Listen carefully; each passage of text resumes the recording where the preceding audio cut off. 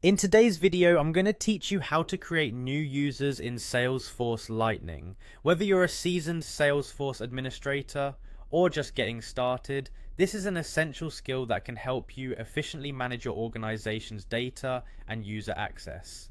We'll walk through the process step by step so you can follow along and create new user accounts without any hassle. To begin, you'll need to log into your Salesforce account. Make sure you have the necessary administrative permissions to create new users. Once logged in, you should see the familiar interface of Salesforce Lightning. It's a robust platform designed to streamline your business processes, and managing users is a key aspect of that.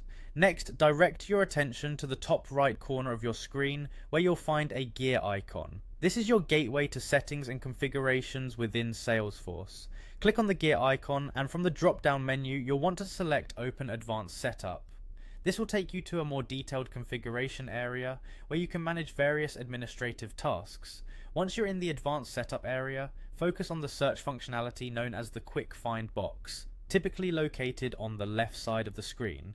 Click into the box and type Users. As you type, Salesforce will dynamically filter the options available to you. From the filtered list, select the Users option. This will bring up a list of all existing users in your Salesforce environment. Now that you can see the list of users, look for the New button.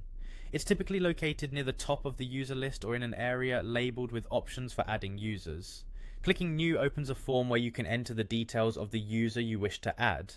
Enter the email of the new user you want to invite to Salesforce. This is an important step because the email you enter will be used to send an invitation to the new user. Ensure that the email address is correct and active so the invitation doesn't get lost in the shuffle. Next, you'll need to specify the user's access level. In the profile drop-down menu, you have several options for assigning user roles. For simplicity, you can choose between System Administrator and Standard User, depending on the level of access you want to grant. Consider carefully which role fits best with the user's responsibilities in your organization. Once you've completed all the necessary fields in the form, it's time for the final step. Look for the Send Invitation button, usually found at the bottom of the page.